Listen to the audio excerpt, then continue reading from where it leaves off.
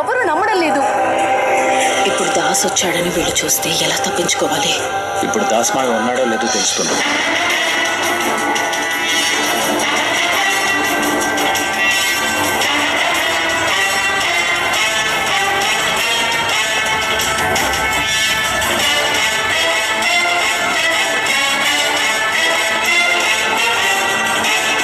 చూసావా, అక్కడ ఎవ్వరూ లేరు. ఇది క్యాంప్ 2 పెద్ద మేడం గారు. మనం చూడాల్సింది క్యాంప్ 1. దొరికిపోయాను, ఇంకా తప్పించుకోలేను.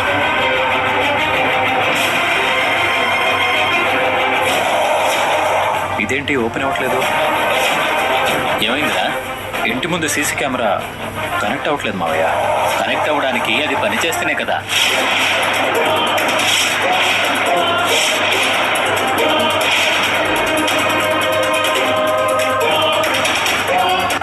ఇంట్లో నువ్వు తప్ప ఎవరు నమ్మడం లేదు. ఇప్పుడు దాసు పని చేయట్లేదా? అది రిపేర్ వచ్చి 1 మంత్ అవుతుందిరా.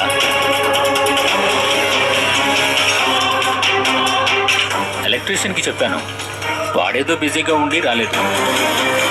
నేను కూడా దాని సంగతే మర్చిపోయాను. మర్చిపోయి మంచి పని చేశావు డాడీ. 1 మంత్ బ్యాక్ దాన్ని పోగొట్టింది నేనే.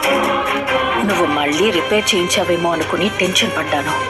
థ్యాంక్ గాడ్, నా ముందు జాగ్రత్త నన్ను కాపాడింది. రిపేర్ చేయించుంటే బాగుండేది మావయ్య. నువ్వేదో పారిజాతం మాటలు విని హడావిడి చేస్తున్నావు కానీ దాస్ వచ్చుండట.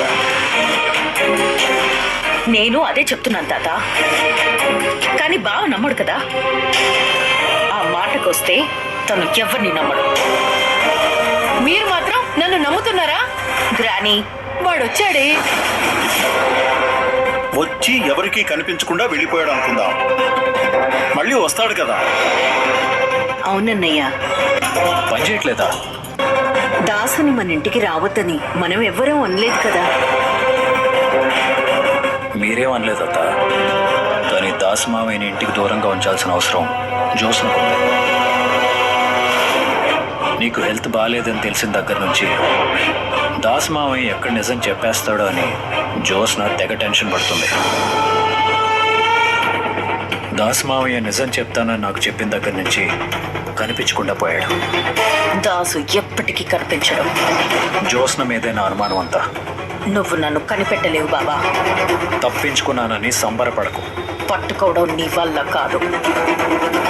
సీసీ కెమెరా పనిచేస్తుంటే ఈ రోజు ఒక నిజం తెలిసేది. అవును పారు, ఒక నిజం తెలిసేది. ఏంటి బాబా తెలిసేది? గ్రానీ ఎవరినో చూసి పొరపాటు పడింది. నువ్వు పొరపాటు పడకు. నేను పొరపాటు పడ్డానా? ఏయ్ ఆగవే, ఆగో. దాసుని మన ఇంటికి రావద్దని మనం ఎవ్వరూ అనలేదు కదా.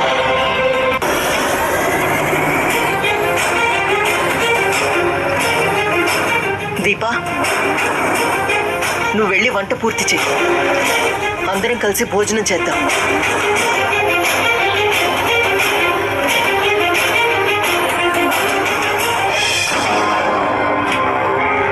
జోస్నా, జోస్నా, జోస్నా, ఆగో. నేనేం పొరపాటు పడలేదే. వాణ్ణి నా 4 కళ్ళతో చూశాను. నీకేమైనా మర్చిపోయిందా? నాకు సపోర్ట్ చేయాల్సింది పోయి అందరిలో అరుస్తావేంటి? నేనేమన్నానే? నేనెక్కడ ఇంటి వారసురాల్ని కాదని తెలిసిపోతుందో అని భయపడి నీకు బ్రెయిన్ పంచడం మానేసింది. ఇంత మాట అంది నన్నే? నిన్నే. ఆ భయంతో ఉన్నది లేనట్టు లేనిది ఉన్నట్టు ఊహించుకుంటున్నావు. దాసు దాసులేడు, జూసులేడు, ఎవ్వరూ రాలేదు. ముందు నీకు ఈ కళ్ళ మార్చాలి. అంతేనంటావా? నేనే పొరపాటు పడ్డానా? కానీ వాడు అంత స్పష్టంగా కనిపించాడు. నిజంగానే కళ్ళజోడు మార్చాలా? అయ్యో, ఏంటో నా అమాయకపు కొడుకు ఏమైపోయాడో ఏంటో. అయ్యో,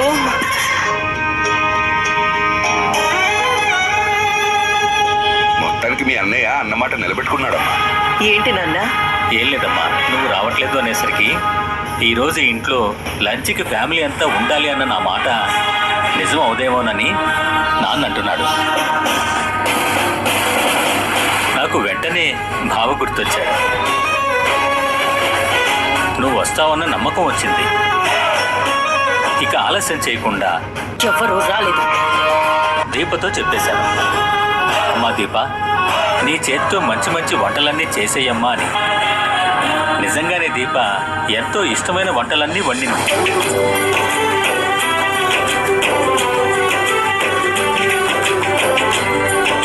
దీపా, నువ్వు కూడా కూర్చో, భోంచేద్దాం. మీరు తినండమ్మా. నువ్వు తినొచ్చు కదా. కలిసి తినడంలో ఆనందం ఉంటుంది. వడ్డించి కడుపు నిండా తినిపించడంలో కూడా ఆనందం ఉంటుంది.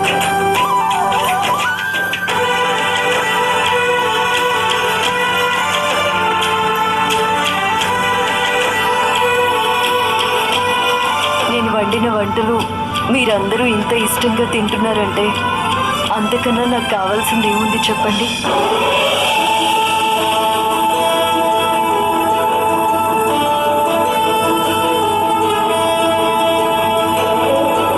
లేదమ్మా, దీపతో చెప్పేశాను. నువ్వు కూర్చొని భోజనం చేస్తే నా కోరిక తీరినట్టు అవుతుంది. రా, సుమిత్ర పక్కన కూర్చో.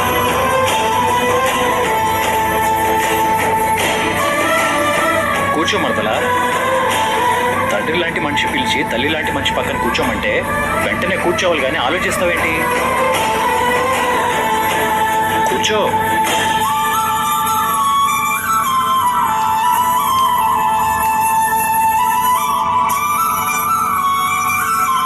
తండ్రి లాంటి మనిషి సరే, కోడలు ఎక్కువగా మంచివి అని ఇంటికి రావడం ఇష్టం లేనట్టుందన్నయ్య. అత్త, నువ్వు ఊరికే నన్ను నిందించుకో. మన మాటలు అలా ఉన్నాయి మరి. ఏ మాటకి బాధపడతారో ఏ మాటకి ఆనందపడతారో అని తెలియనంత చిన్నపిల్లవేం కాదు. ఈ మధ్య దీని చేతలు మాటలు ఎవరికి అర్థం కావట్లేదురా.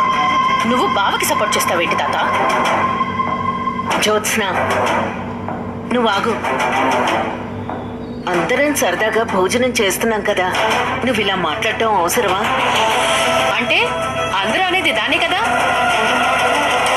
మన ఫ్యామిలీలో మనమే మాట అనుకుంటే ఎలా అత్తయ్య గారు? ఆ, నీ టైం బాగుందలుడు. అడ్డదారులు ఫ్యామిలీలో కలిసిపోయావు.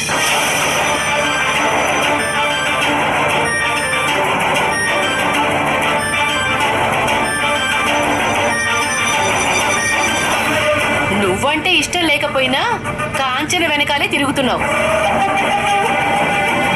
ఇంటికి రావడం ఇష్టం లేనట్టుందన్నయ్య.